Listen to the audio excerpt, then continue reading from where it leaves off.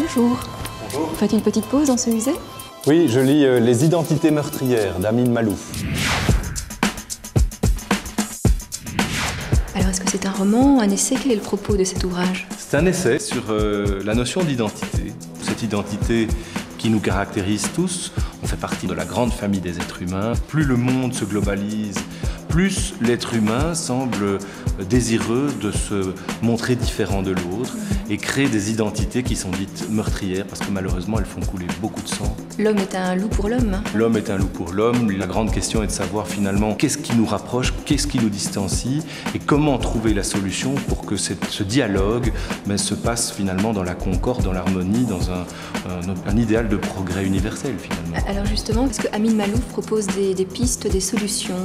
Il essaye de proposer un modèle où finalement la réciprocité soit toujours au centre des échanges, solutionner le problème du dialogue de sourds par l'emploi de langues multiples et plurielles, et où ce que tu me donnes m'enrichit de ta différence et inversement.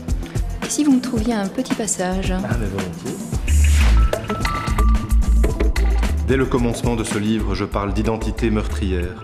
Cette appellation ne me paraît pas abusive, dans la mesure où la conception que je dénonce, celle qui réduit l'identité à une seule appartenance, installe les hommes dans une attitude partiale, sectaire, intolérante, dominatrice, quelquefois suicidaire, et les transforme bien souvent en tueurs ou en partisans de tueurs.